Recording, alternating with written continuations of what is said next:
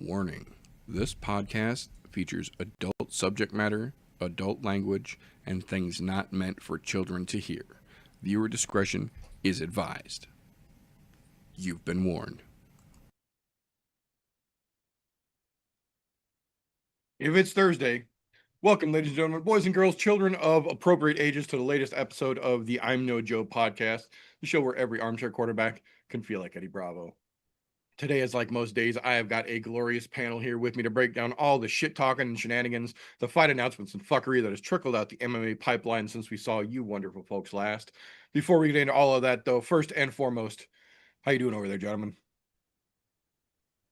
We're alive and kicking. Can't complain. That is a plus. Good, but it wouldn't do any good.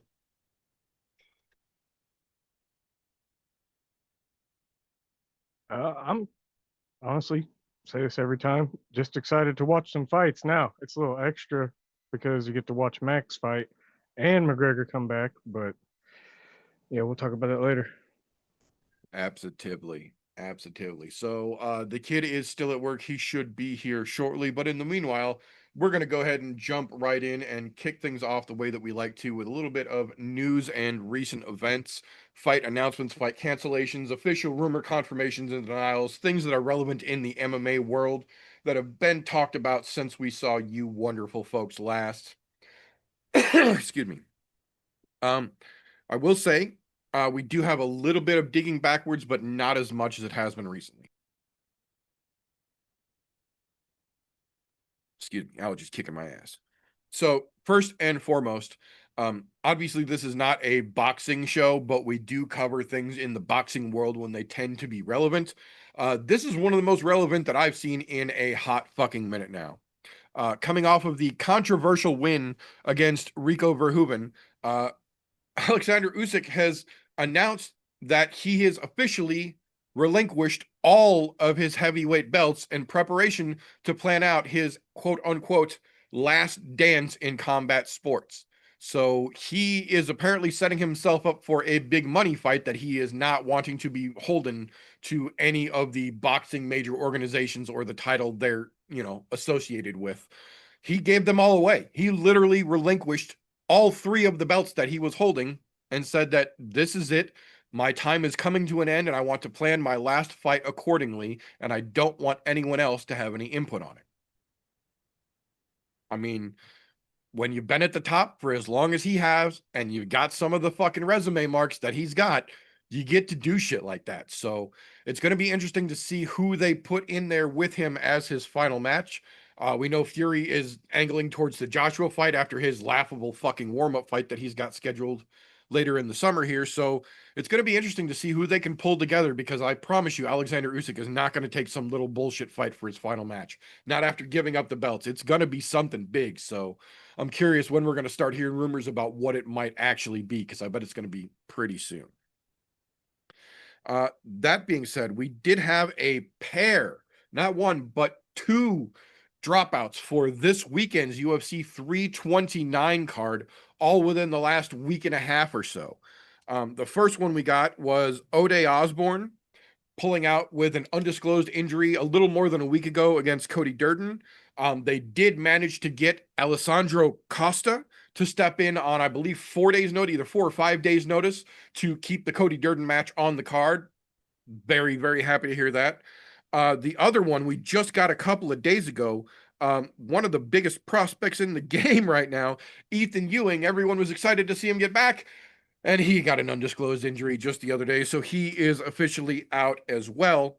In his particular situation, they are, of course, going to keep Basharat on the fucking card because they're trying so desperately to get him attention.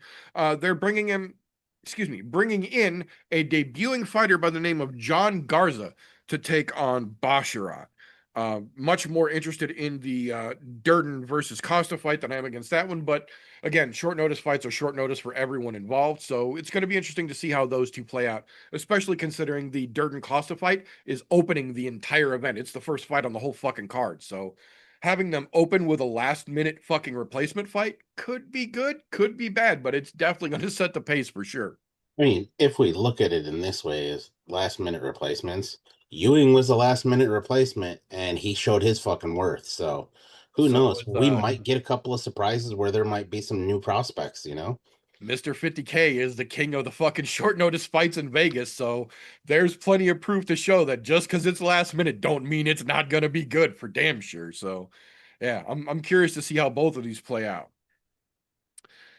Speaking of boxing, we did get kind of, I can't really say it's unforeseen. It was very predictable. If you've been following this at all, the beef between Eddie Hearn and Dana White and several of the other dominant fucking boxing promoters, as Dana's trying to bring Zuffa into the big leagues now.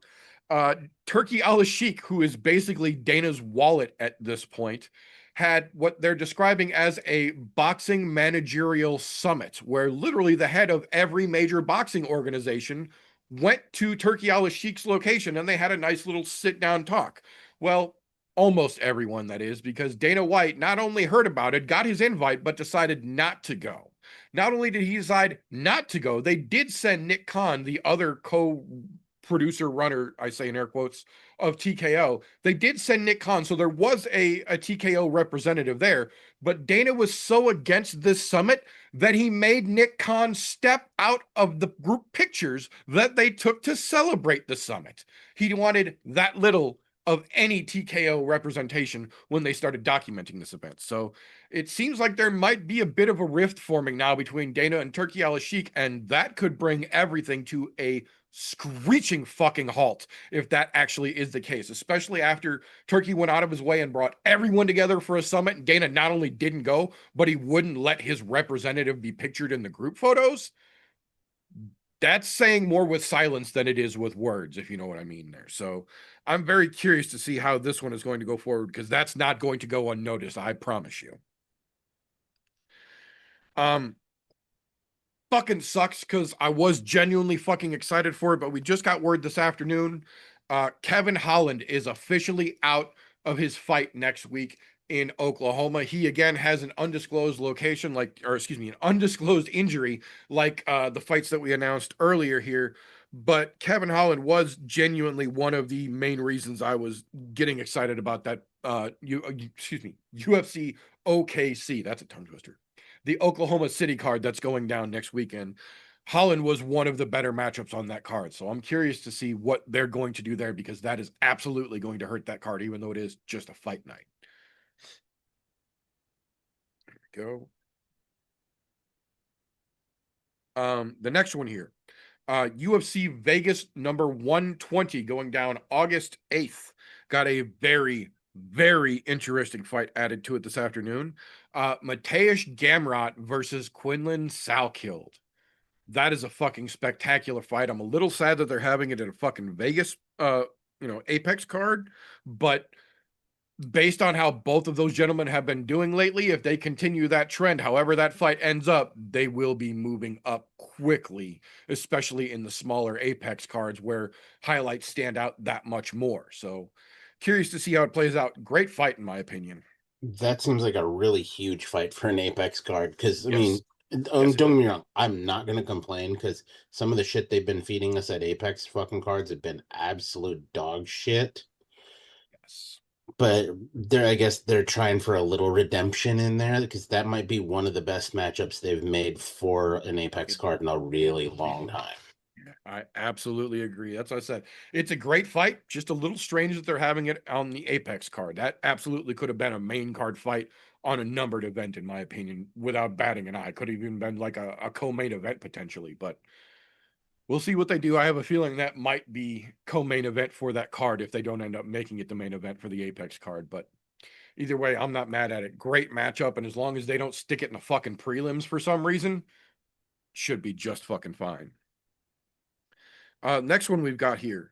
The UFC has officially confirmed now that August 22nd will be UFC Sacramento. We officially got the UFC Sacramento main and co-main event announcements this afternoon. The co-main event will be Rainier de Ridder taking on Roman Dolidze, moving up in weight to light heavyweight. A lot of that going on lately. Not mad at RDR moving up as well. The main event, though, will be Fluffy Hernandez versus Gregory Rodriguez, RoboCop. That is a fucking main event banger. Sacramento rather, is in for a fucking treat. They're stacking that card pretty fucking well. So definitely not mad at that main or co-main event. I will say it's interesting to see RDR moving up as well, because he's not that big of a dude to begin with. He didn't have that much to cut to get down to middleweight, but neither did Robert Whitaker. And we're going to see how that plays out this weekend, because if you watch the embedded, Whitaker looks just as fucking cut at 205 as he did at 185. So I have a sneaky suspicion RDR is going to be in a fairly similar boat, but I don't know if RDR is going to be quite big enough to handle some of these light heavyweights that are cutting down to 205, whereas Whitaker's got a bit of a bigger frame. RDR is a little more long and lanky, so even though he's not cutting as much weight, it might not give him the same advantage that I have a suspicion it's going to give to Whitaker, but we'll talk about that a little more as we get a little closer to that. The following week after Sacramento is the UFC Shanghai card. We got the official main event, and then not the co-main, but another interesting fight, both announced this week and confirmed. Excuse me. The interesting fight is Yan Xiaonan versus Denise Gomes. That's going to be an interesting matchup. Ladies, top of their division, getting a little shakeup potentially there. The main event is officially Umar Nurmagomedov versus Song Yadong. That could be a potentially spectacular fight. I get that everybody wants the Nurmagomedovs to win, but this absolutely feels like they are setting him up as a sacrificial lamb here. Song Yadong does great when they are over in his neck of the woods, and Umar has already shown that he has lots of trouble with guys at the top of the division. He's great against cans, but when you put a guy against, like Marab against him, he withers under the fucking pressure real quick. I don't know if Song's going to be able to handle him as easily as Marab did, but I have a feeling it's going to be an interesting fucking fight and a great idea to stick on the fucking top of that Shanghai card as well. So we'll see how that plays out.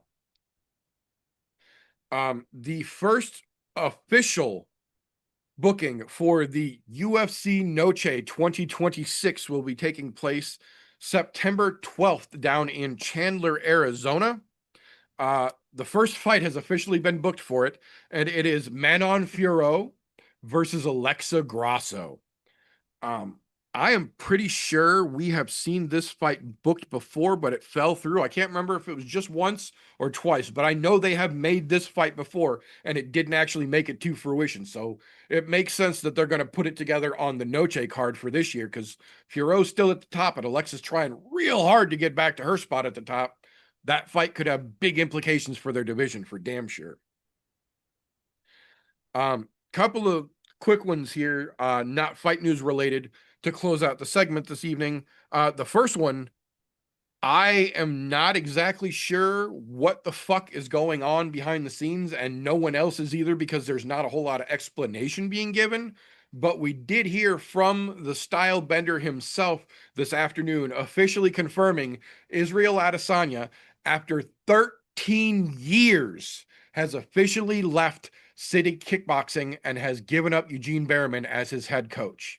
He has not announced where he is going. He has not announced who his new team is. He just officially confirmed that he spoke to Eugene face to face, and they agreed that they are going to go their separate ways now. He is leaving City Kickboxing. He is leaving the Eugene Behrman team.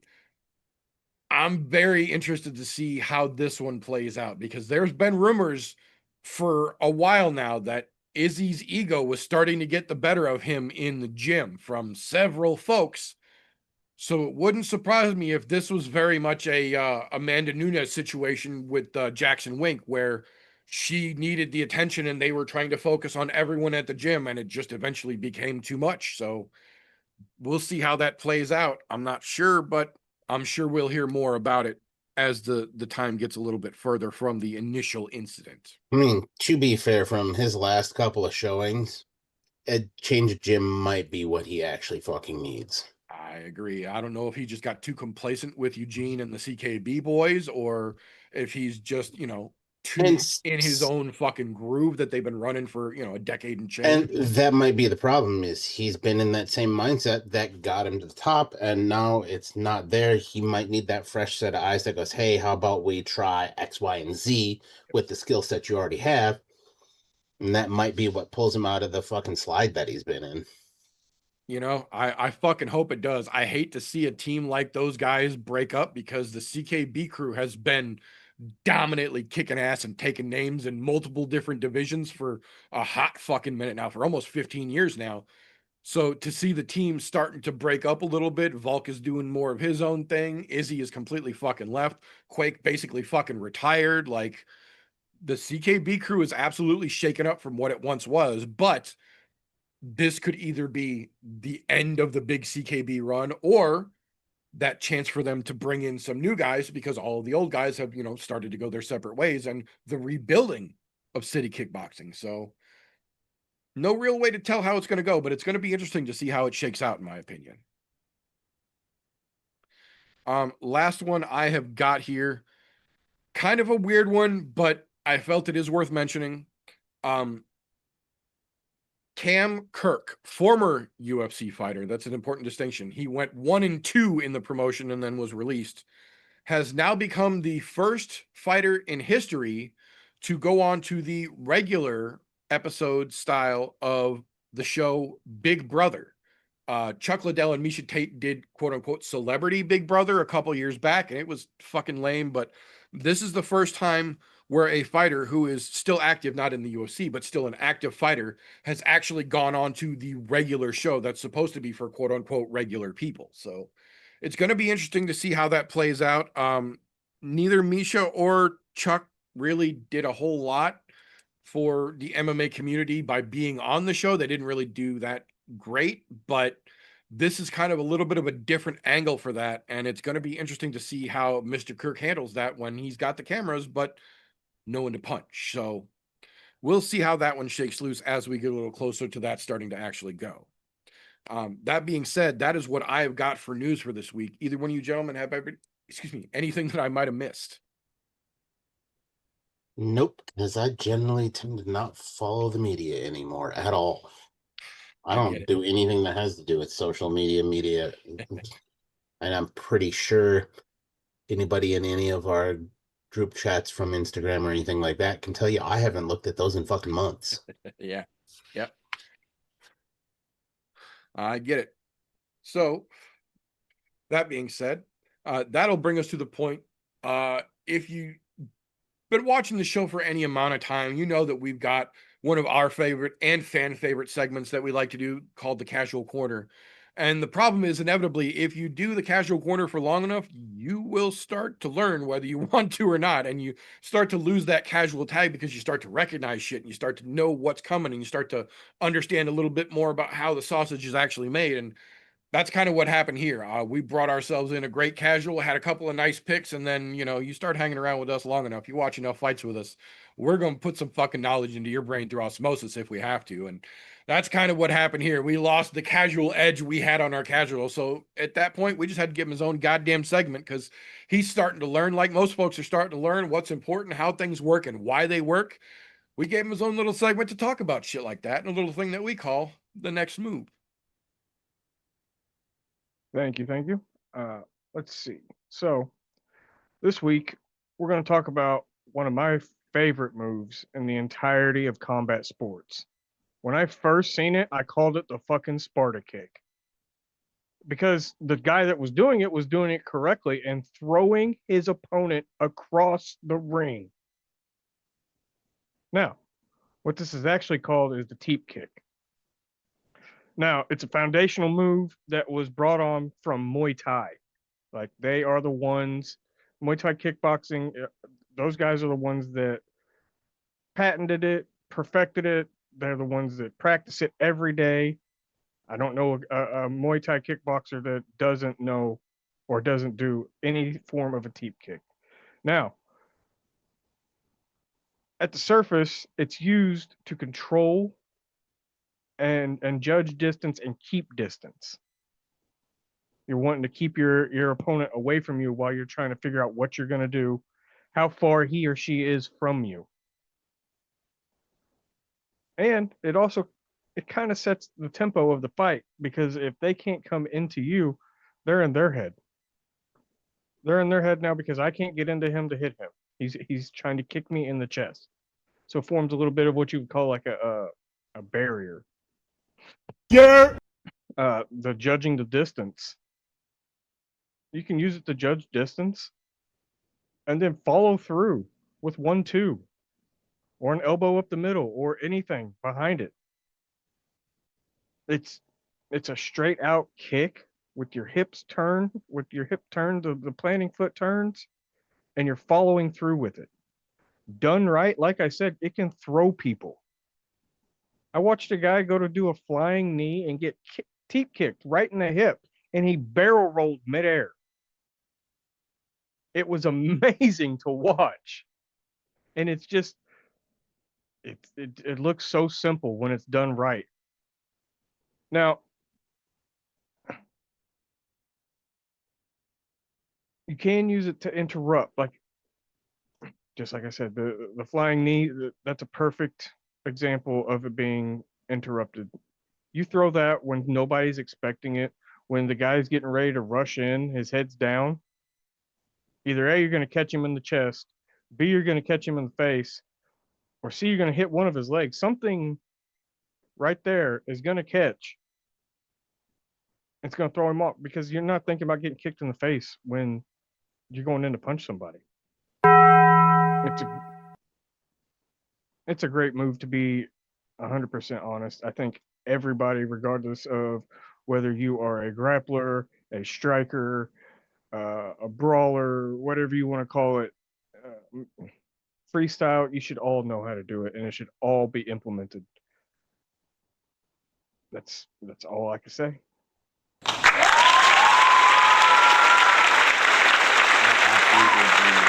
We have seen some fucking wicked deep kicks working real well lately because it's one of those things, like you mentioned, you can use it for almost anything. It's one of the most versatile tools in the fucking arsenal of a true striker.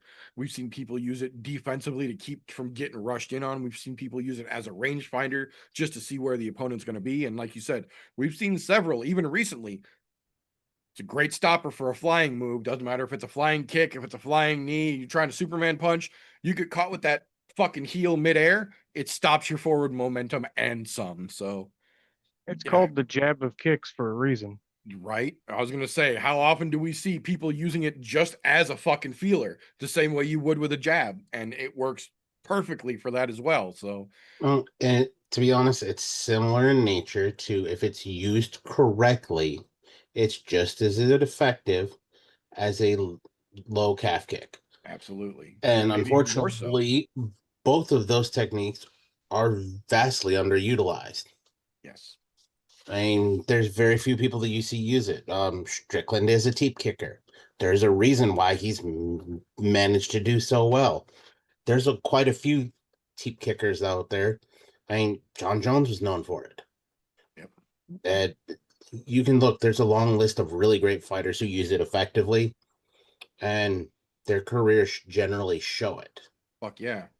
I mean, it's a great fucking tool and highly underutilized, just like the fucking jab. Granted, we talk about the jab day in and day out every fucking week, so you know this is kind of gonna bang on that same kind of drum. Yep. One of the main reasons I love Saenchai so much, because it doesn't matter at what point in the fight it is, what you're trying to do. When he sets that fucking teep kick across your fucking stomach, you are stopping or going backwards. Your forward momentum is done, period, and you don't get a say in the matter. Yeah, so teep kicks are absolutely a crucial tool in any fighter's game plan for sure. That being said, that'll bring us into the only segment of the show that does require its own individual disclaimer. So, if you will.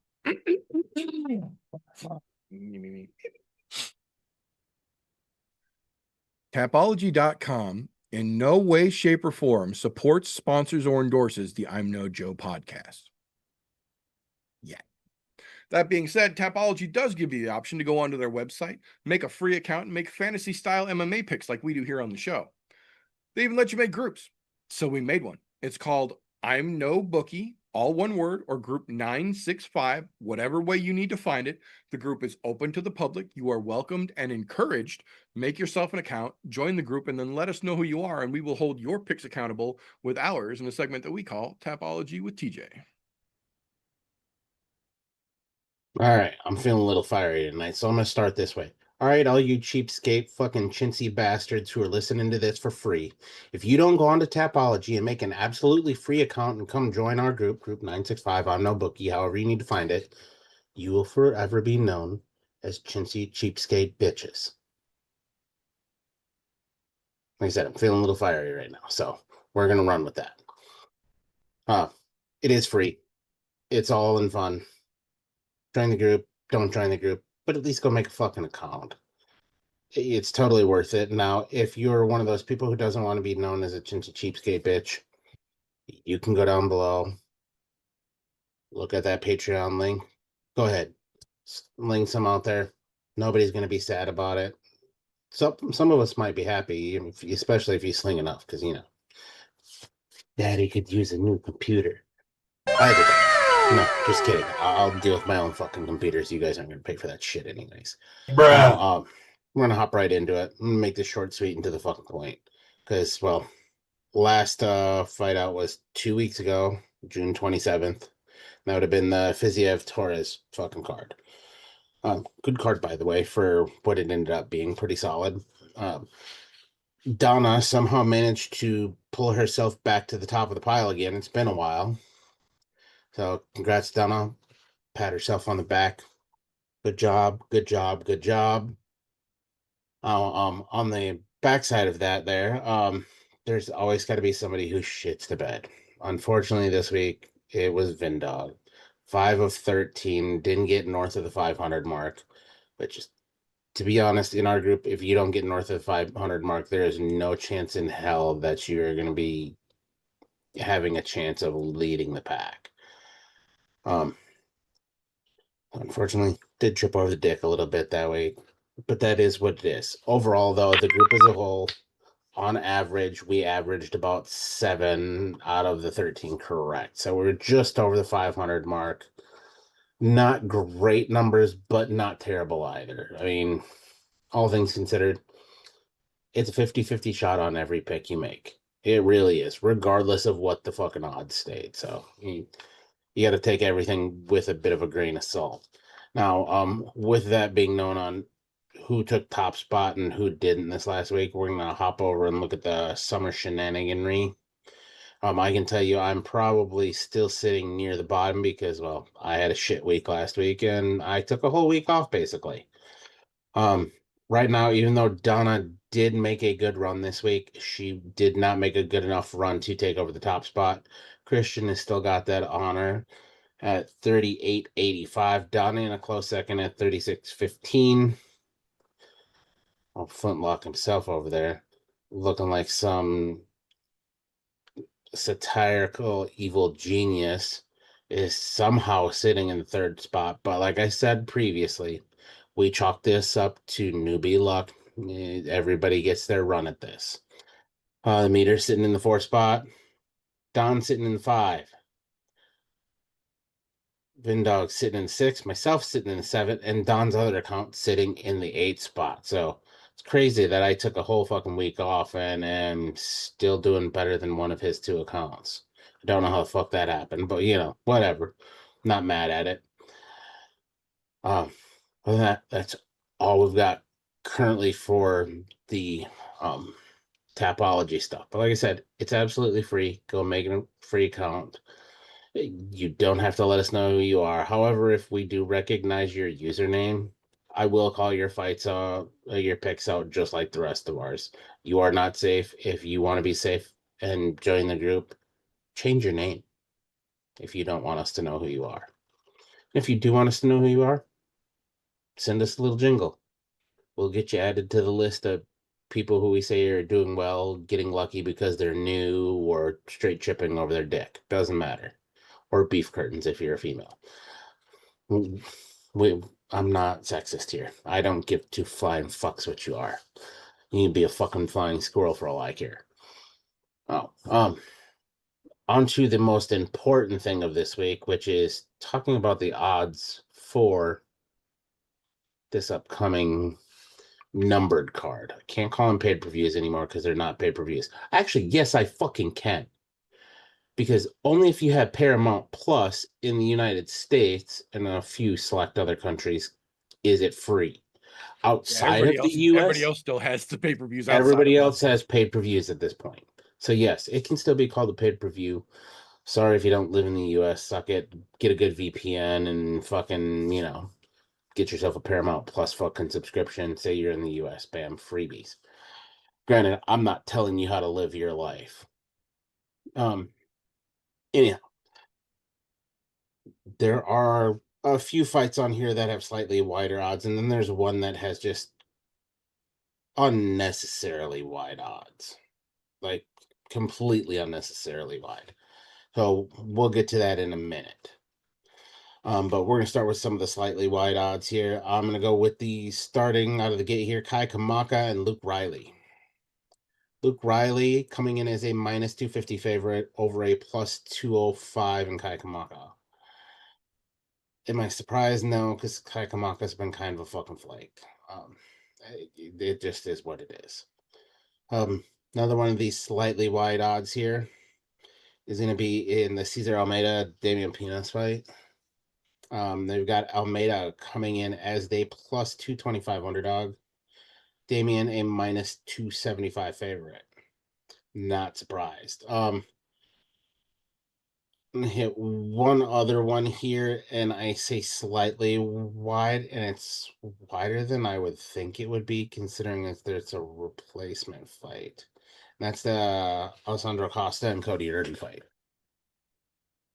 Costa coming in on short notice is the favorite at a minus 235. Cody Durden a plus 195 underdog. I know it's not as wide as the previous ones I talked about, but I thought it was worth mentioning considering that is a short notice fight here. Now one that's slightly wider and also on that short notice list that we talked about earlier, Farid Basharat and John Garza. Garza coming in on short notice, to nobody's surprise, making his debut, is the underdog at a plus 460. They're giving Basharat a minus 650 favorite. And to be honest, I'm not surprised because, well, short notice, you're coming in on a numbered card against a guy who's been in the UFC for a while. No matter how much they keep trying to blow smoke up your ass that guy is great, it's fucking there. There's another one that I want to talk about. I didn't want to talk about the Basharat cut because previous to that, the odds weren't that wide when he had his other fight there. But that is what it is. So we'll get back into some of the other fairly wide odds here, which is going to be next one on the list is going to be Cody Garbrandt and Adrian Yanez. To nobody's surprise at all, Garbrandt is coming in as a plus 320 underdog. Adrian Yanez a minus 420 favorite. It's amazing how far one fighter can fall after absolutely decimating a legend to take a belt and making him look silly when he did it. To be honest, I'll say this. I think Cody Garbrandt has one of the most iconic rises and falls of a champion that I have ever fucking seen in any fight game. Because he absolutely clowned on Dominic Cruz when he won that title. Danced around him, fucking was dancing in the ring. When I said dance, I mean he was legitimately dancing while he was beating his ass. And then after that, the fucking wheels just fell off. Apparently that train ran out of steam. Now, I'm going to give you the widest odds on the card now. And like I said, this is unnecessarily wide in my opinion. Like, I understand it. But at the same time, it's fucking crazy. And that's going to be the Elijah Ellison and Gable Stevenson. Gable Stevenson is making his debut fight in the UFC at a minus 3,000 favorite. Minus 3,000. I'm saying that again just so that way you guys understand I didn't misspeak. Ellison is a plus 1100 underdog. There was somewhere earlier today that they were talking about they had Stevenson as a minus 5,800 favorite. I have no idea where the fuck that was at, but that's a little crazy. Now, odds are subject to change, so maybe at the time they were that wide, and maybe some people started throwing on the underdog just to kind of even it. Because, if you get in at the right time and that underdog wins, that's a huge fucking payday. Right now, they're treating Gable Stevenson like they did another heavily favorited wrestler coming in, which we did see have a dominant performance on the fucking UFC 250 card. Can Gable manage to hold that up? I mean, we've seen his other pro MMA fights that he's had, and he's looked solid. I'm not going to say he's world breaker at this point, in my opinion, but he's looked solid enough, and knowing he's a gold medal fucking Olympian, that says a lot about his fucking grappling. But I think those odds are a little wider than they should be. If it's me, I'm looking more in like the minus 1100, 1200 to plus like 7 to 900 range. I think they're going a little overboard with that, but I'm no bookie. I mean, we've got I'm no Joe and I'm no bookie. That's what this is right now. Now, on to the co-main and main as per usual. Co-main, Benoit Saint-Denis and Paddy Pimblett. If this turns out anything like the Justin Gaethje fight that Paddy Pimblett had, it's going to be a hell of a fucking show. Because he took a licking and kept on ticking, which was very surprising. Actually, no, it's not, because from what we understand, Scousers don't get knocked out. So, there is that. But Benoit coming in as only a minus 150 favorite, Paddy a plus 125 underdog. So pretty close to coin flippy. And after seeing how durable Paddy was, I can understand why they have those odds like that. And to be honest, both of them are fucking ground specialists.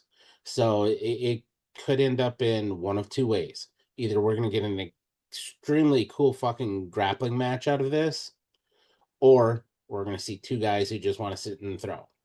Which, to be honest, we see that a lot with two grapplers because, well, it just fucking happens that way. I wish I understood the fucking reasoning behind that. I think my boxing's better. No, I think my boxing's better. Bitch, do what you're fucking good at. That's how you got where you're at. But what do I know? On to the main event. This is where it's a little bit crazy to me. Conor McGregor coming back after 5 years, and Max Holloway, who has just been fucking active as all hell. And he's done nothing but fight some of the best in the business lately. Max coming in as a minus 220 favorite. Conor is only a plus 180 underdog after 5 years away. Don't get me wrong, I understand. Power is the last thing to go in a fighter. And Conor has that fucking power. Make no mistake about it. Watch his highlight reel of knockouts, because they're fucking there. One hitter quitters. Jose Aldo, for example, taking that title. That step back, pow! The dude knows his shit. But I don't think he should be that close in the odds category. I think they're overstepping their bounds a little bit because but stranger things have happened. For a main event, it's kind of coin flippy for me for what it actually is. Don't get me wrong. The draw on this fucking fight is huge. You have Max Holloway, one of the greatest to ever fucking do it. You have Conor McGregor. Again, another one at featherweight was probably one of the greatest to ever do it as well. But they're not fighting at featherweight. They're fighting at 170. Which, for both of those boys, means we're eating steaks. All fucking camp long. Eating shrimp on the barbie. They're doing it fucking huge. I can't be mad at them. But the odds I think are a little off. But across the board, they are all pretty similar to that. Also, by the way, I didn't mention it. All of those odds I was giving you were from Caesars this week, so be aware that depending on where you're looking, your odds may vary from place to place. that's all I got this week. We'll see how it pans out and what comes of it. And just as an FYI, don't bet the house. I'm not condoning gambling. I'm not telling you to not gamble though either, because well, fuck, I gamble myself sometimes. But don't bet the fucking house. However, if you do and you fucking win and you think maybe we helped in any way, shape, or fashion, toss a coin to your fucking I'm no bookie over here. Just saying, we could use it. Help fund the show. Well, not that we've had any funding ever, but you know, I'm just trying to make a good public statement here, and apparently it's just not working. My brain said fuck that. So whether you want to toss a coin to your we're on Twitch, you can say toss a coin to your Twitcher at this point. So there you go. That's what we got this week, and we'll see what the next couple of weeks bring. Also, by the way, because I forgot about it, I think there are only 3 or 4 events left for the summer shenaniganry. I don't have the page closed up. I closed it at this point. So whether I'm wrong, right, indifferent, don't give a shit. Just know that there's going to be a couple more weeks of us covering that shenanigans. Yeah, so it's a weird thing because Tapology wasn't properly updated when we started the event because the UFC's been announcing and confirming events very short notice lately, whereas we used to get them, 6 months in advance. Now we're lucky if we get them 6 weeks in advance. So the schedule wasn't completely updated on Tapology. So we have this weekend's UFC 329, next weekend's Oklahoma City, and then we have 3 weeks that don't count towards the tournament. We finish off with 3:30 in Philadelphia, August 15th. So everything's kind of fucking weird, but we are absolutely on the tail end of the tournament here for damn sure. So that being said, uh, we were hoping the kid was going to be here by now, but it doesn't look like he's going to. So if you are new to the show, you might not understand this format because it has been a bit since we've done this. But this would be the point in the show that you can tell by the GIF that comes rolling across the screen that we turn things from a friendly little explanation into a not so friendly competition. When we go from hee hee ha ha to fuck you, I'll kill you. This, ladies and gentlemen, is a little thing that we like to call the pit. This week it will be Golf Tee and myself going head to head. We have got Flintlock over here ready to officiate the proceedings, so we have got an interesting fight card ready to go down here. Flintlock, are you ready to run the show? Yes, sir. You gentlemen ready? Yes, sir. All right. So, for our first question, for the people who don't know anything or don't pay attention to fighting at all, what fight on this card would you tell them that they need to come watch?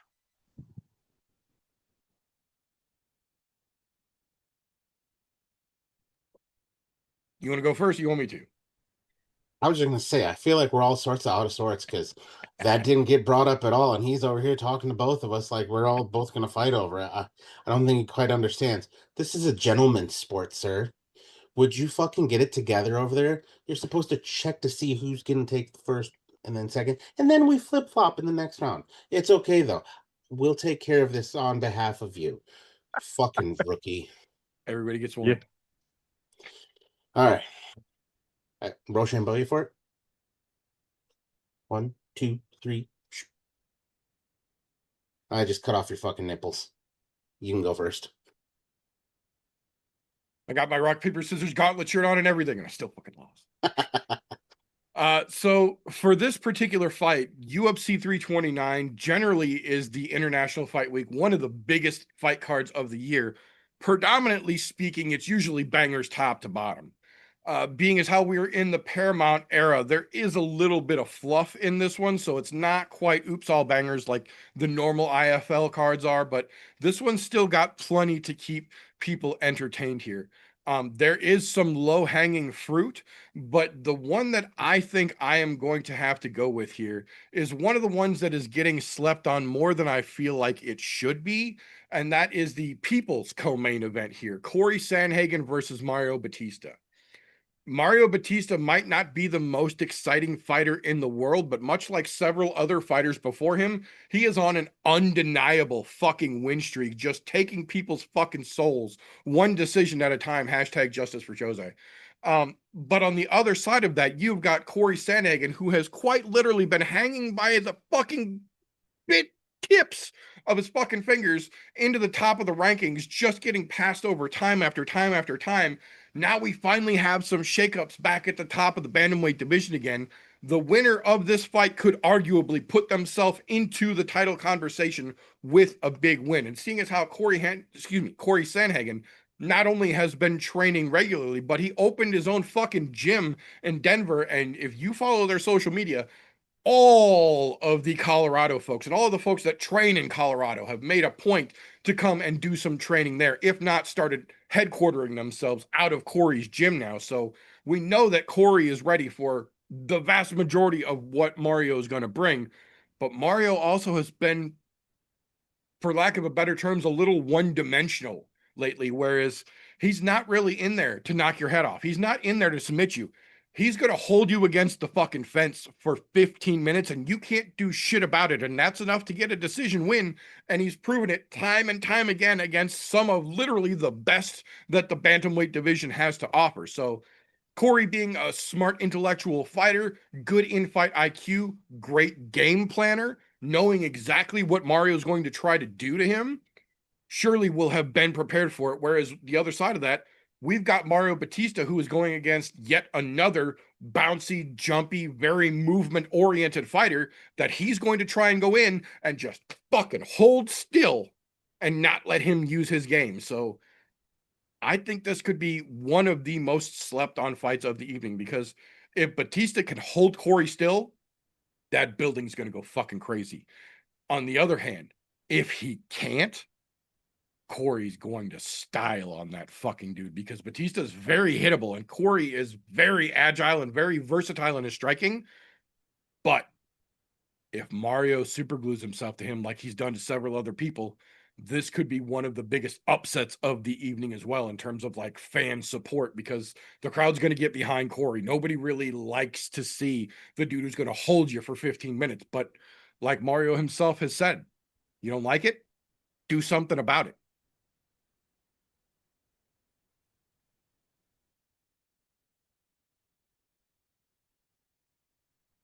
Now's the time where you ask my opinion, but that's okay. We'll get there. Another typical rookie mistake here. We're just going to carry the show for you tonight. Don't you worry about that. Now, I'm going to go a little farther down the card here. Choose some people who don't have numbers next to their fucking name, because I'm not going to hit that low-hanging fruit.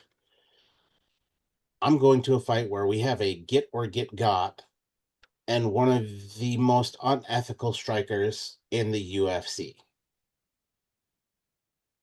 And that is Bobby King Green and Terrence T-Rex McKinney. Bobby Green fights with his fucking hands down. Has shots coming from awkward angles all goddamn time.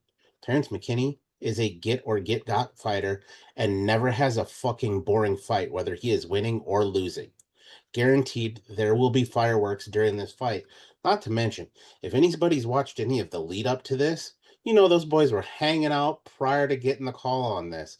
And now Bobby Green's trying to make it into this fucking big thing that, oh, we ain't boys because you want to fight me. No, it's a fucking business, dude. Eventually, you have to fight your friends in this business if you're at this level. That's just how that works. Stop making a mountain out of a fucking molehill. That's all you're doing at this point, trying to get some more hype behind it. There's enough hype behind this fight because of the way you two fight alone. Terrence McKinney goes out there and gets after it right the fuck away. And the way that Bobby Green fights, if he doesn't get his fucking hands up, he could get in some trouble quick. However, T-Rex is known to have been knocked out a few times from being a little too wild. And with the way Bobby Green fucking throws hands, that very well could happen. This is a fight where you're yelling at people. Sit down and fucking watch this. Don't fucking miss it, because if you blink, you are going to miss it in this fight. I don't see this fight getting outside of the second round at the very farthest. Chances are this ends in the first round. It's going to be exciting to watch. This is something that will get somebody who's not an MMA fan to become an MMA fan, just purely on the excitement aspect of this fight. It's going to be fabulous. Thank you, gentlemen. Thank you, gentlemen. Okay, so on to our next question. Given what you've told us about, what fight on the card can people just get up, go to the bathroom, let the dog out, maybe run down to the grocery store real quick? What card should people, or what fight should people just kind of pass on?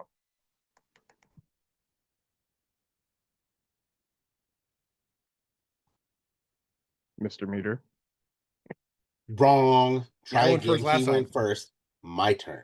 Goddamn fucking rookies. You know, I'm going to pull the old Farva and stuff some goddamn soap in your goddamn coffee. Stupid rookie. It's going to be a bar of soap, too. Fight it, rookie. Make him look like a dick. That's it.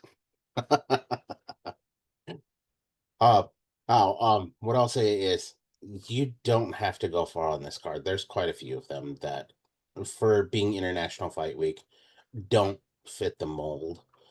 But this one in particular, I'm just gonna go ahead and say needs to be fucking doesn't need to be on the card. And I briefly spoke about it, well, giving out some odds. That is a Cody Garbrandt and Adrian Yanez. Cody is not that dog anymore. He's just not.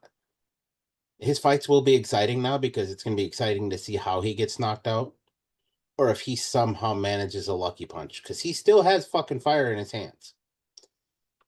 Then you've got Adrian Yanez, who is definitely not a world breaker by any means. I mean, he fucking drew with fucking Ricky Simone in his last fight out. At that point, this fight is just not worth the time of day. To be honest, this should have been an Apex card. And on an Apex card as the undercard on the Apex. Not on the prelims, but the fucking undercard at an Apex Center. Which, by the way, those are our hangover cards. This should have been next week's hangover card fucking opening bout. It's just not worth the time. It doesn't do anything for either that division as a whole. To be honest, at this point, I think Cody's probably fighting for his fucking soul at this point. Well, Adrian needs to pull his fucking head out of his ass if he wants to get anything out of the UFC at this point. And what do you happen to think there, Mr. Meter? So I agree. That fight sucks all the way around.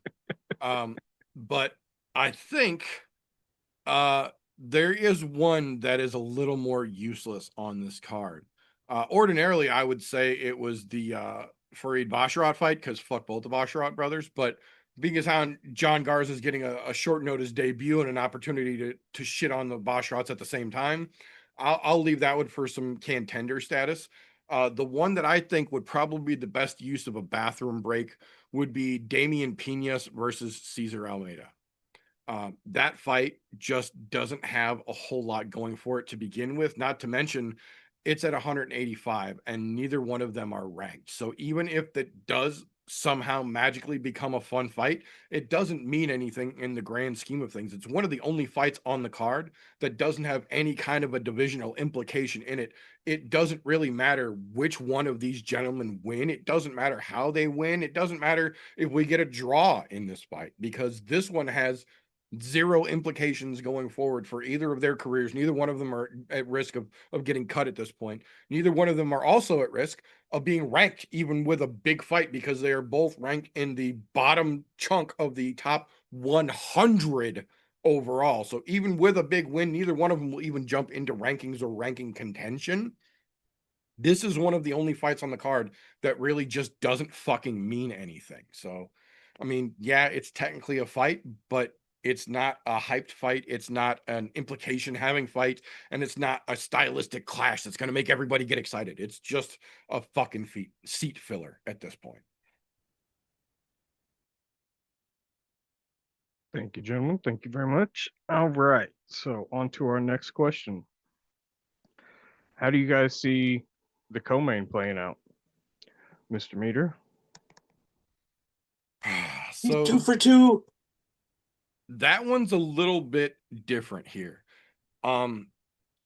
I don't think this is a bad fight, but given the rest of the card, I don't think this one should have been the co-main event either. This would have been better as like a curtain jerker, in my opinion, because this one, aside from the fact that we know that Patty's tough and we know that BSD is made out of fucking granite, that doesn't always make for the best fights.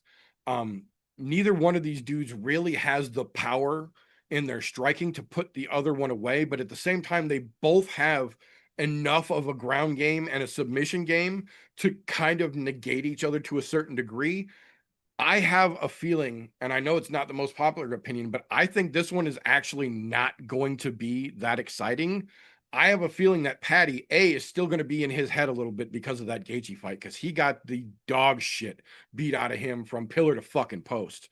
To his credit, he didn't go down, but boy, did he get fucking worked like a part-time job needing that health insurance real bad.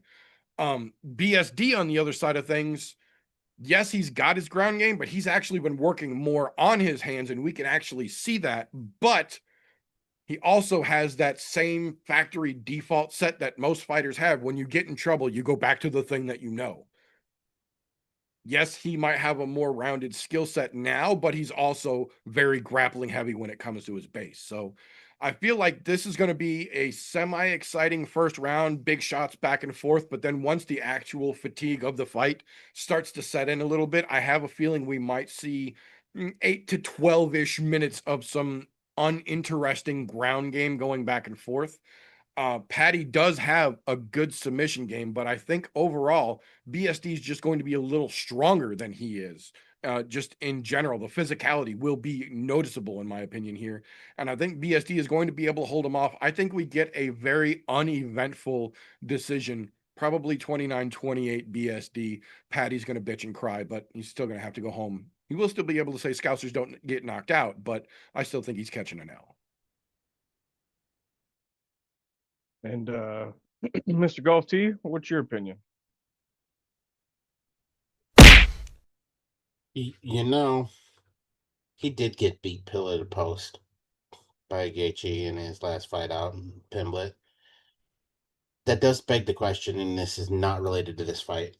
Does that make him tougher than Ilya Taporia since Taporia got knocked out? I'm just saying, that means he's obviously way more durable. Maybe Taporia should shut his fucking mouth. I'm just saying. But, you know. All right, now on to what we're actually talking about here in this fight. That was a fun little sidebar. This is going to go one of two ways, in my opinion. Either way, you're going to get a very boring striking fight because both of them are grappling heavy. I mean, Benoit's is a grappling with ground and pound. Patty's is a grappling with fucking submissions from every goddamn angle. I mean, if you look at some of his early fights, he got a fucking triangle while standing up on the cage. Managed to finish fight that way. That's long before he was in the UFC. You got to go back ways. So those of you who are only familiar with his UFC work are not going to see that.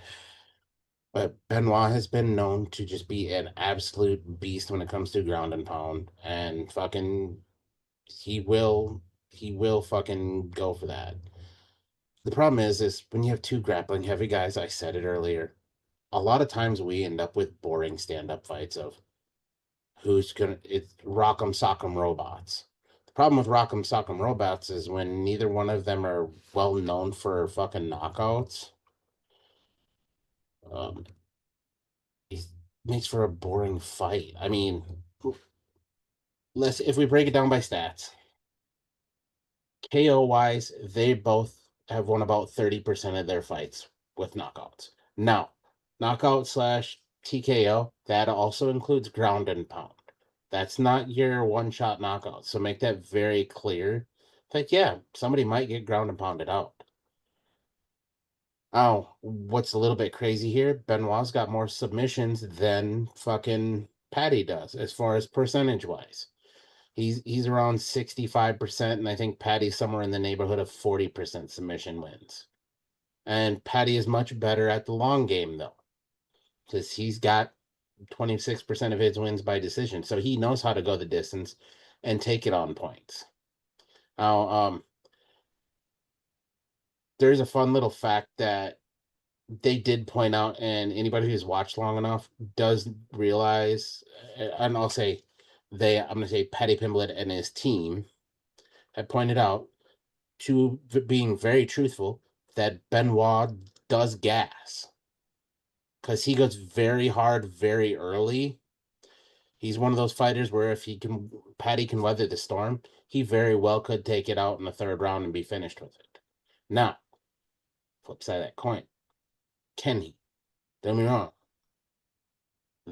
He just went through a 5-round war in his last fight out with Gaethje. But this is different because this means Paddy can also push the pace too, because he's like, okay, this isn't 5 rounds. I can push the pace a lot more. To be honest, I think this is going to end up being a fucking boring stand-up fight. And we're not going to see grappling until the very end of it. And the very end of it is going to be one of two things. Either Benoit getting a fucking takedown or Paddy getting a takedown. Somebody's either getting submitted or they're going to get fucking ground and pounded out. In my opinion right now, I don't think Paddy is going to be out of his own fucking element after taking such a bad beating. I don't know if he's going to have the mental fortitude to make this comeback at such a high level, because Benoit is a high level fighter. Granted, the only thing that and neither one of them have anything going for them as far as being close to home, because they're both from fucking Europe, so they're both out of their fucking elements over here. One from France and one from England. Now, I know generally speaking, most of the world has always said the French are a bunch of pussies, so we're going to see if that holds true. At this point, I don't think it's going to be this Saturday, though. I think Benoit does get it done. And I think what'll end up happening is he will outpoint him, and it's going to be 2-1. I think Paddy will win the third round, but I don't think he's going to take the first 2. Very interesting. Now on to our final question, and we'll let Mr. Golf T start off with it. The main event. How do you think it plays out? All right. I'm going to make this very clear. There's a reason why I chose this fucking hat today. I don't know if y'all can fucking read. We're in the 9th island, aka Las Vegas. You have Conor McGregor coming back after a 5-year layoff. 5 years. Hopefully he's got his health in order after having his fucking leg broken. You hate to see that happen to any fighter, but that is what it is. During his prime, Conor McGregor was one of the greatest fighters to fight. Max Holloway was on his come up during that era. They had fought earlier in their career, and Conor did win via fucking decision. I think the tides have turned, though. Max has been doing nothing but fighting high-level fighters for the last fucking umpteenth fucking years while Conor's been out. He's held the BMF title. He's knocked out the current fucking champ in the lightweight division. Max is going to... They have 5 rounds at this. 5 rounds. Conor is notoriously known for gassing. He will gas. He has what they call fast twitch muscles. Fast twitch muscles allow you to go very fast and very hard. There's a reason why Conor has 1-punch knockout power, and that is why. Now, the problem with a fast twitch muscle is they use way more oxygen way more quickly. Whereas you look at Max, he's not a fast twitch muscle guy. He's just repetitive, and the pace gets picked up round by round by round. If he can weather the early storm encounters of Conor McGregor, he will decisively win this fight. Now, will Max get fucking crazy in round 5 if it gets there and point to the center of the cage? I don't think so. The reason for this is he knows the single knockout power that Conor has. And the smart fighter doesn't do that. However, Max is kind of in his fuck you, I'm the best boxer in the world phase, and I'm here for it. I mean, also another good reference, if you guys haven't seen that fight, go back and watch that fight. As he's talking to them, he's dodging punches, and it's fucking fantastic. Anyhow, I think Max does get this done. And I think he actually finishes Conor. And not with a broken leg, not with a submission. I think we see Conor get knocked out in about the late fourth, middle of the fifth. Somewhere in that, like, I'd say 4 to 5 minute window. I don't see this going the full way as long as he can avoid the early counter striking of Conor. Because Conor is a notoriously good counter striker. And I don't even mean to use his fucking nickname in there. It just so happens to fit the fucking situation there. But we're on the 9th island. It's the blessed era. Or what did he call it? The Mystic Max era. I'm just saying, you gotta go with the 808. You gotta trust your boy. Fucking give it to Max. 4th, 5th round. Much as we all like Conor, and that's why this is gonna be such a highly viewed card, it's not gonna be Conor. Conor's been away too long. And to be honest, I don't think he's been training enough.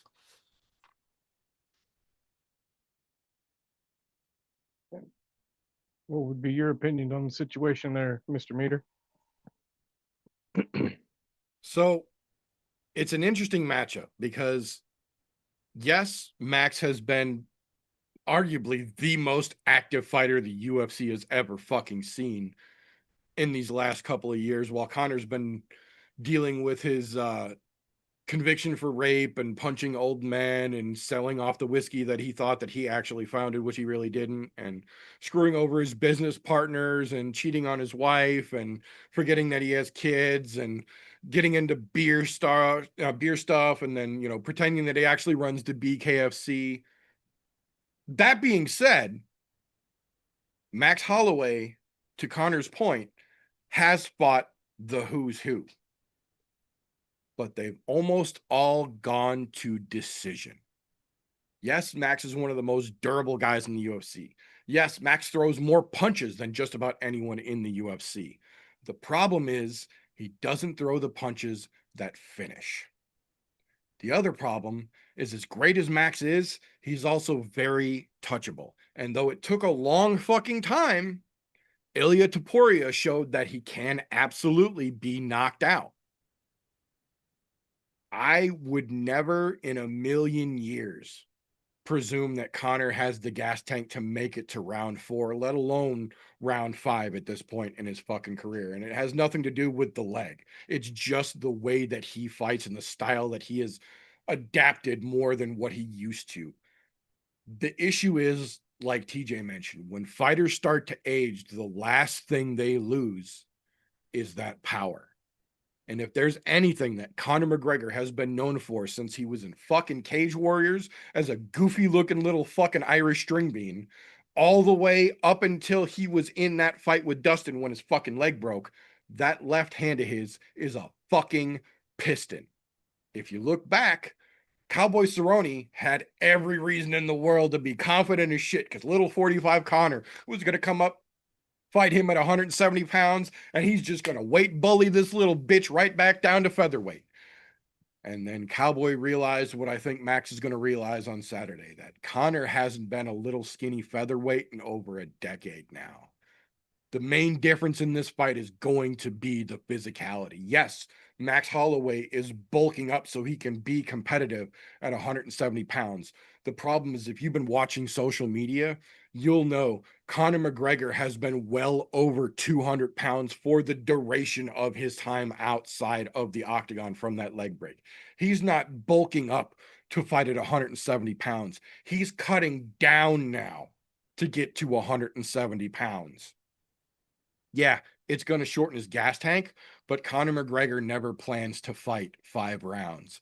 And at 170 pounds cutting down versus Max at 170 pounds going up, the strength is going to be noticeably different. Cowboy Cerrone learned that the hard way. And as much as I love Max, and as much as I would love to see the Blessed Express keep on fucking rolling, I still think that regardless of everything else, that fucking left hand is going to be there. And I don't think we're going to see a third round. I think Conor is going to start out cautious because he's been out for a while. But I think in round 2, when he starts to get his groove back and Max starts to relax a little bit, that left hand is going to open up at some point and it's going to finish the fucking job. His game plan after that for his, one more fight to finish his contract isn't going to go that way. But I do think that we still have inside the body of that coked out, alcoholic piece of shit, fake religious loser is the old Conor McGregor, at least enough to show us on Saturday that there's still something in there. I think Conor gets it by round 2 KO. Very interesting. Very, very interesting. Hold on. I'm getting word. Yes. It is a tie. It is a tie. So we're going on to our 5th and final round. We will go ahead and let Mr. Golf Tee go with this one. But the 5th and final round's question is, who would you rather see go more and why? Herb Dean or Cyril Gahn?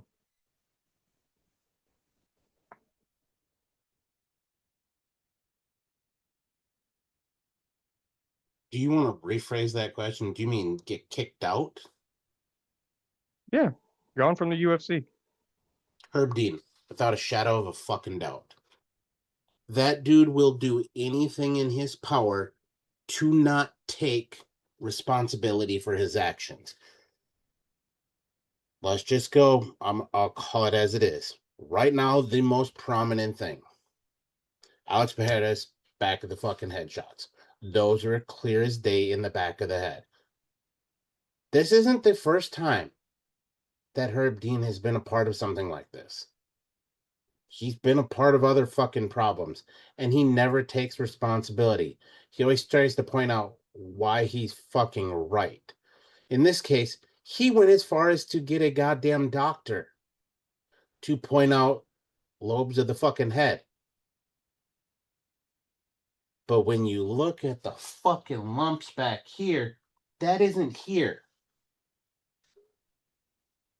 The worst part of this is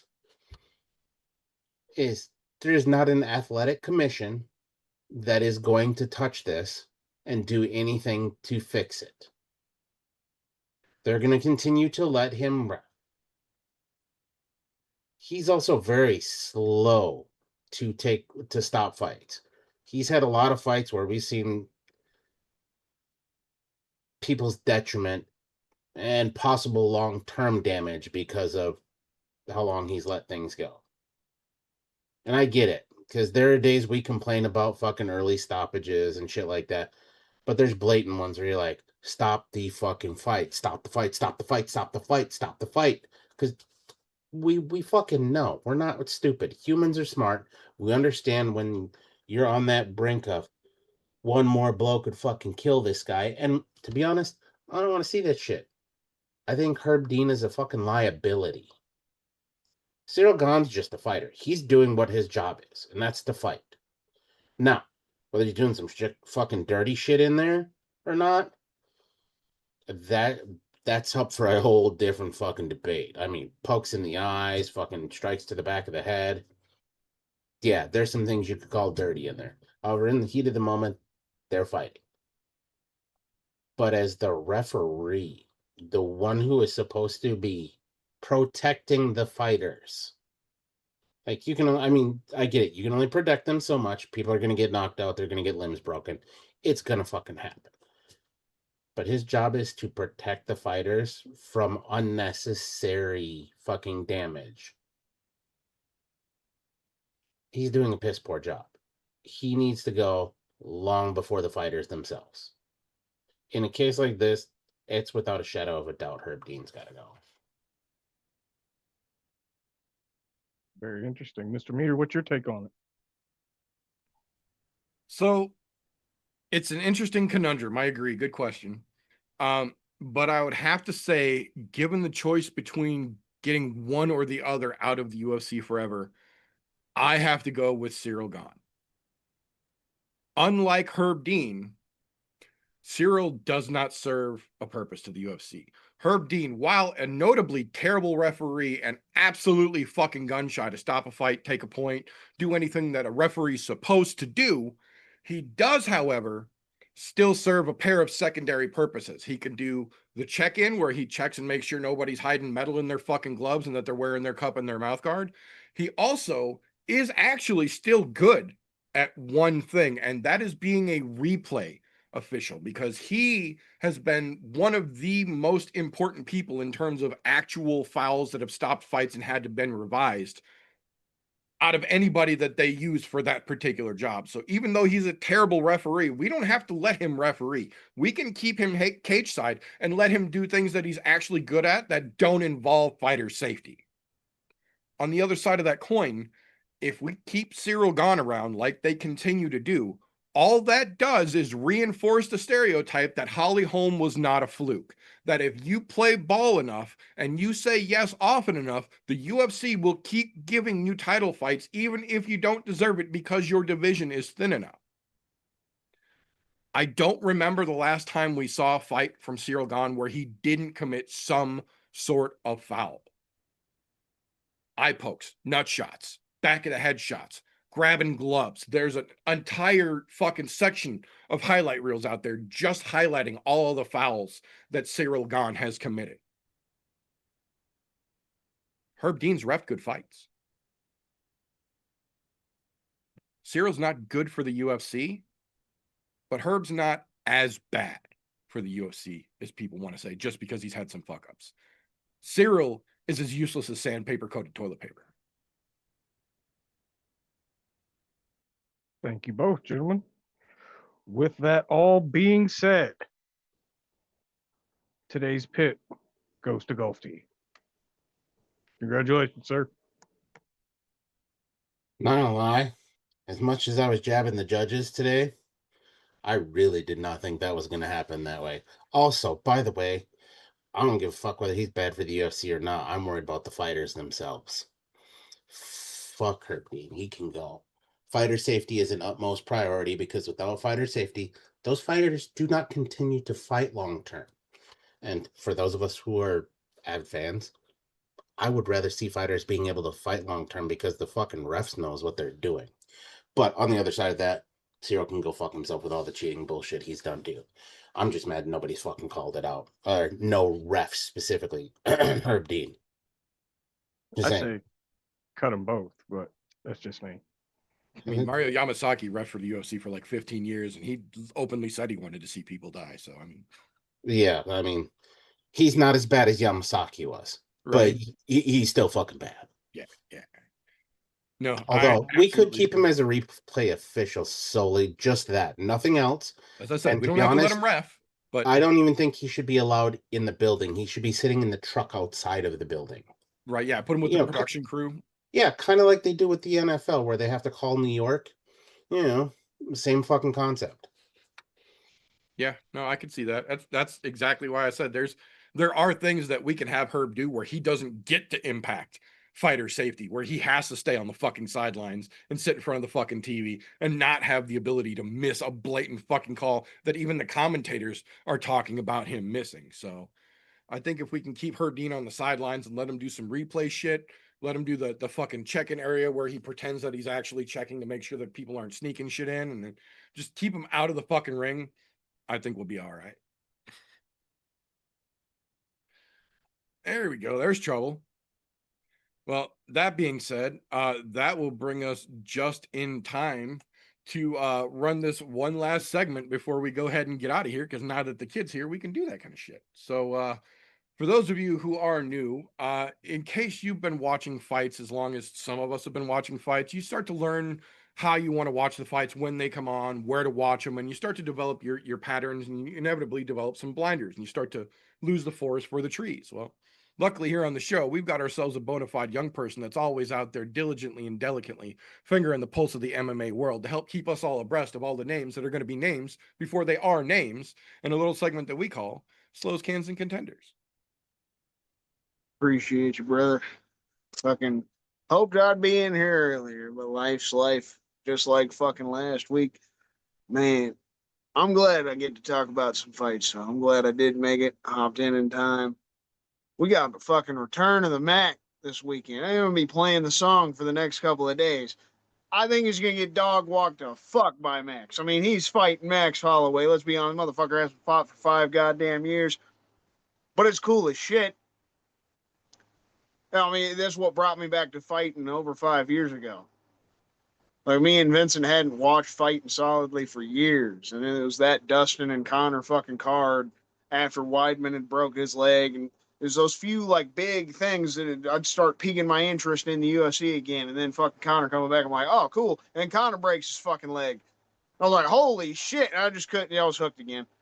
Couldn't, just crazy shit after crazy shit. Fucking hooked in. And, past a year, not a lot of crazy shit happening. Not tons of good fights. It's been a little lackluster, so I'm glad to have the old cokehead back. Let's just be fucking honest here. This sport is for crazy motherfuckers, whether you're the fan or the fighter. And, man, that's the thing I'm looking forward to the most. Main event, they actually get the fuck out there. No bullshit happens, right? It's still grains of salt, whole salt lick until the motherfucker's in the octagon and ding ding. But you get that ding ding, you get the Bruce fucking call, you get the ding ding, we get a Max fucking Connor. Oh man, just come on. We needed some shit like this, even if the fight's not the greatest. I think Max will whoop his ass. We're excited as hell for it.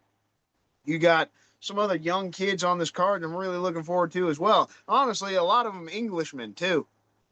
Like Patty getting a fight Benoit Saint Denis is the exciting part. Not that I'm, turned around, love Patty again or anything like that. He got his ass beat by Justin Gaethje. That was a fun sight to see. Finally showed us the kid was doing well, winning some fights, but hadn't had any real tests. He fights an almost 40-year-old Gaethje, gets his ass beat, just like Taporia. Gaethje still got that shit, but he is not the best fighter in the UFC or the best fighter in the world. So we got some work to do there for Pimblett. But Benoit's on a nice little winning streak. He just 2 guys have shown some toughness, been in some exciting fights. We might get an exciting fight out of it. You got the Luke Riley kid and the Lonier Kavanaugh. Those are 2 dudes that I feel like are going to put on good performances. They have fantastic striking. Might see a finish from Lonier. Might be tougher for him. I would expect it more from Riley's ass, but Lonier beating Brandon Moreno was absolutely fucking unexpected for me. This kid, just like Joshua Van, has some serious potential. If he strings shit together, you really get out there and fucking do it. You lost to Charles Johnson, but it's the only loss the kid's ever had. You do that to Brandon Moreno, and now this, to me, is a real test. You beat Moreno, now you're getting Roy Val. It's another one of those dudes that's always been a fucking top 5 flyweight. Roy Val's been get or get got. He's always kind of lost the biggest fights of his career, but this is another one of those young kids trying to make their way up. So I like this. That whole fucking matchup, whole fight. Give it to me. Inject this shit into my veins. And then Damian Peñas is another one of the young kids. I think he's got some good finishing potential. We might see a nice knockout from him. My on the fencers, Kai Kamaka. I ain't disrespecting this motherfucker. And he had a fantastic fucking debut back. He's always stayed good out there in Bellator and the PFL over the past few years. Always been a fun little motherfucker. I like watching me some Kai Kamaka, and now's the chance. Start fucking building off this shit. Like, this is your real chance. So you got that Luke Riley. I'm just talking about the kid. He's got a little momentum behind him. He's Patty's fucking training partner. Looked okay in his first couple fights. He's got some good striking and some knockout power. He fucking Kamaka wins that fight. He's coming out swinging after that first fucking fight back he had. That's good shit. And then Gable Stevenson. I'm not saying this kid's going to be a contender for multiple reasons. It's not just like the Bo Nichols situation. He's only had 3 fucking real MMA fights before getting to this point. My thing with him, so much different than Bo. Bo stopped wrestling, went straight to fucking MMA. Always had it in his mind. Always fucking had the goal. Knew what he was going to do. And has had the bumps already. and is trying to work his way back again as a young fucking kid in mixed martial arts. Gable's ass ran the fuck away from this chance and opportunity. This was the thing everybody wanted his ass to do years ago. He ran tuck tail fucking like a little bitch. And I'm going to try WWE. Let me try some fake competition, fake sport, fake fight. I can't stand that shit. It's like I grew up watching WWE as a kid. I love it. I can still get into some wrestling, but it's fake. I'm sorry to tell you, but if you still believe it, it's like Santa Claus. It doesn't fucking exist. So just like Ronda Rousey. Wait a minute. What the fuck are you saying about Santa Claus?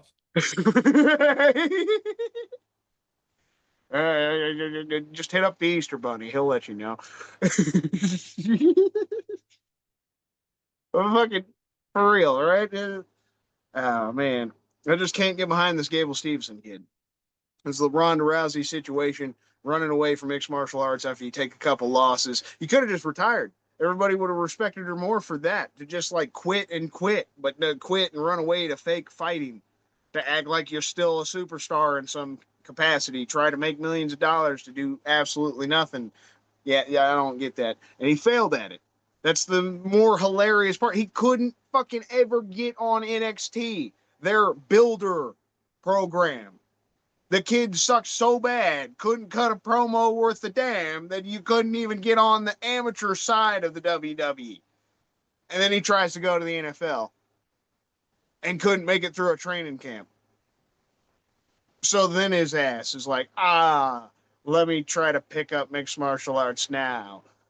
Let me suck John Jones off and get one guy to get behind me so that I have a good team. And that's the only reason the kid's been hyped up this way. Because I feel like the UFC would have fucking waited a while for him. It's not like Bo. That's the only reason this kid's got any hype behind him, is he's had the finishes in his first few fights, and John's in his fucking corner here. If it wasn't for John and him dick riding John, I don't think the kid would be here. He'd be having to get another 5 fucking fights in, even though heavyweight is desperate. That's the only other thing. Desperately needing some fucking heavyweights. I don't know, though, man. It's going to be interesting to see. Alicia Ellison is not good. I threw him in the cans. Dude is not good. He got knocked out in his debut. This is totally a fight that Stevenson should win, but you haven't fought. And you ran away. So your mental capacity, that's my whole thing. I'm never going to root for the kid until he proves us otherwise. Like, you fight somebody like an Alex Pereira, Cyril Gahn, and Tom Aspinall, you win those fights down the road. Okay, maybe I'll start getting on the bandwagon years down the road, but good fuck, no.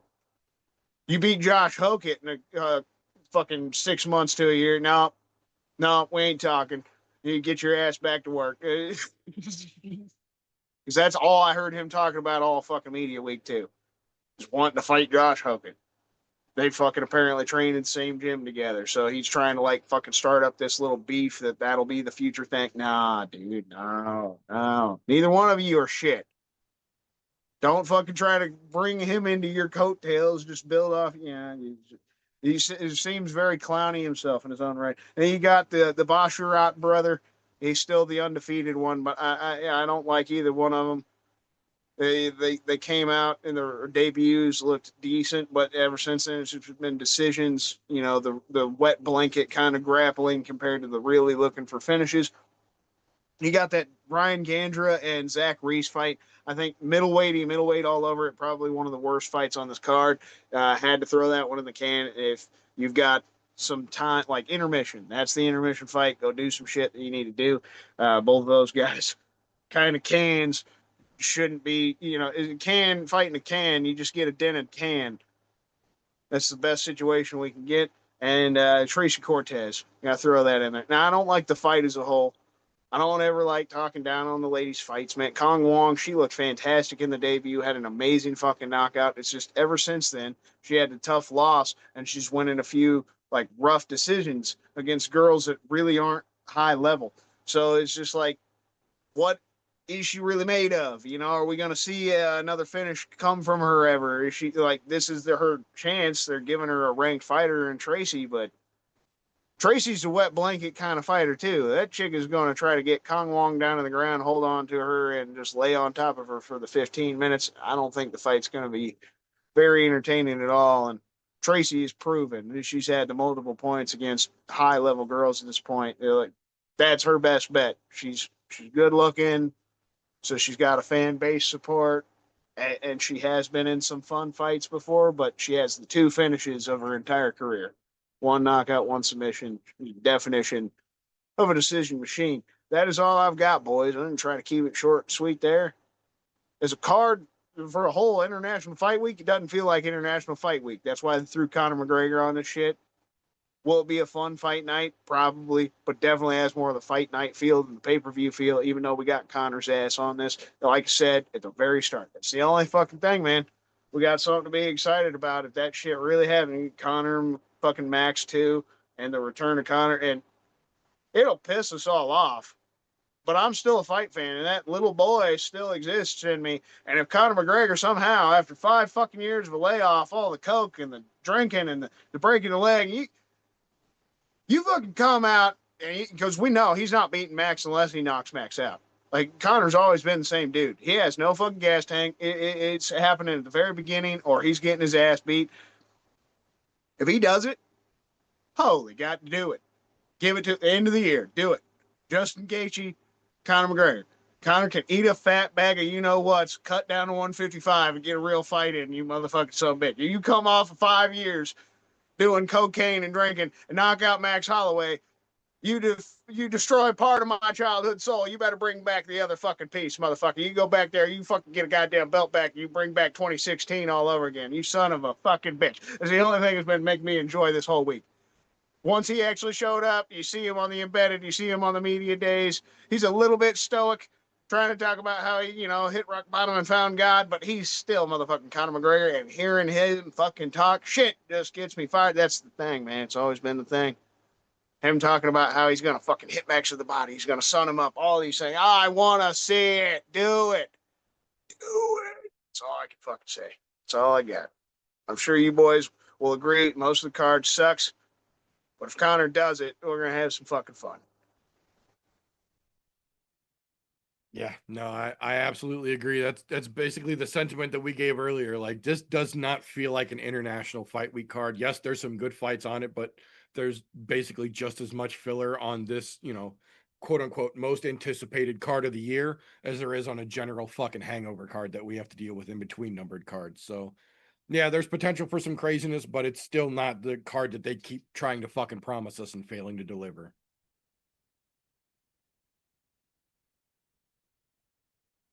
Most anticipated fight night of the year. Yeah, basically.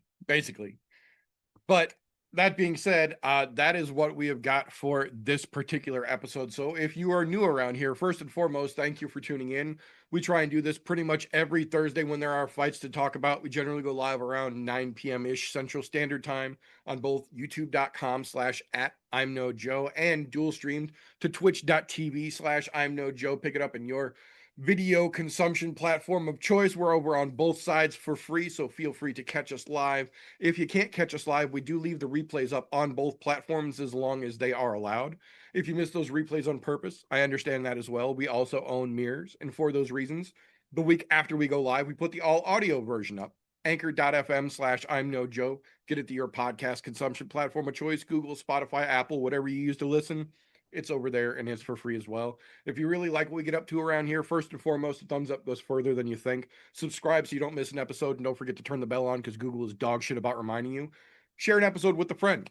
Help us grow the goddamn thing. But if we really tickled your fancy, if we gave you the little woohoo, patreon.com/I'mNoJoe. For as little as $1 a month, as much as you are comfortable giving, everything you give helps us do what we do around here. And in exchange for your patronage, first and foremost, we put your name on the end of every broadcast so that everybody can see how fucking awesome you are for helping us. But more than that, patronage at any tier gets you access to the unaired and unairable behind-the-scenes bullshit. Everything that got us kicked off of OnlyFans as a platform, it's over there, as well as Patreon exclusive content. We do shit just for the people who support us as well. So if that's something you are interested in, kick over there, check that out as well. We would greatly appreciate it.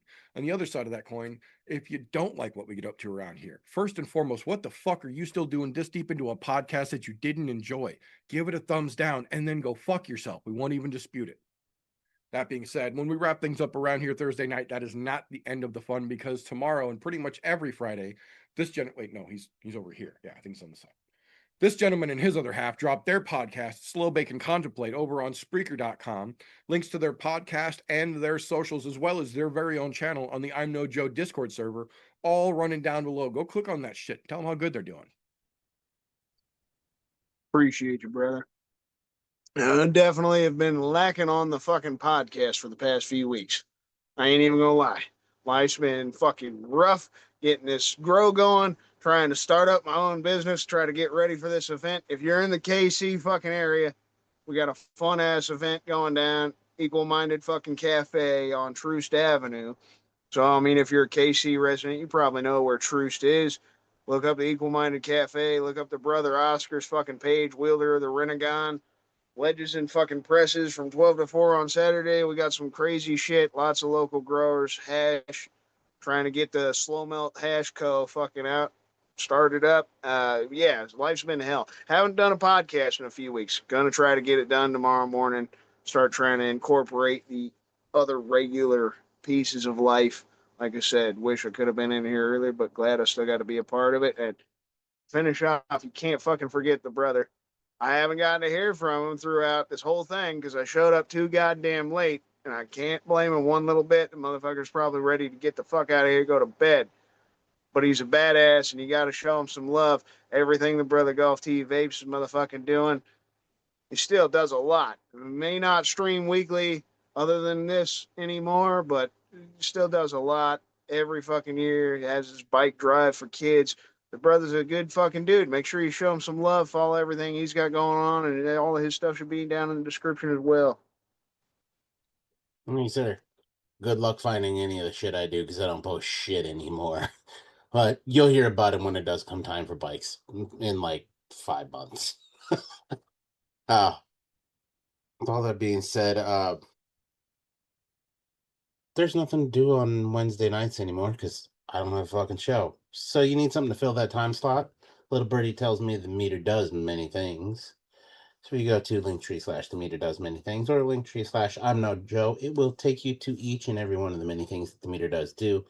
In fact, while you're doing so, there's a buzz that is to be caught with what I've noticed in some promos, that there may be another little fight going on, but we'll just say it's a little cultish. We'll leave it like that. If you're into that kind of thing, you can go check it out. Just go click on either one of those links and it'll get you there. Thank you very much. Yes, sir. We have got a whole special month of July over on the other channel. So if you are a fan of Satan's Jazz Cabbage, you are definitely not going to want to miss the channel on the other side here, because normally there's just one video a month over there. This month, every week gets a new video over there, and my camera can't find me. There we go. Every week we get a new video over there, as well as 4 slow-mos this month instead of just 1. So that channel is going to absolutely be popping. If you find yourself fancying a little bit of check that one out as well. On the other hand, if you're just here for the punchy kicky goodness, don't fret. I'm No Joe has everything from the podcast, the video game stream, the behind the scenes bullshit. Everything is over there as well. So whatever you are interested in, we got something to keep you occupied. So that being said, that is all we have got for this particular episode. If you do not know, now you know. Saturday before UFC 329 kicks off, 3 p.m. Central Standard Time, 4 p.m. Eastern, right here on the I'm No Joe YouTube channel, myself and Flintlock, wait, he's over there. Myself and Flintlock will be here to bring you all the latest updates and give you a fight-by-fight breakdown leading right into the prelims for UFC 329, keeping you up to date, up to the minute.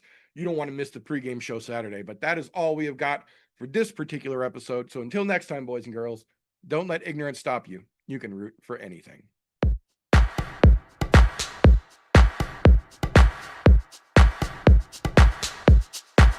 Oh,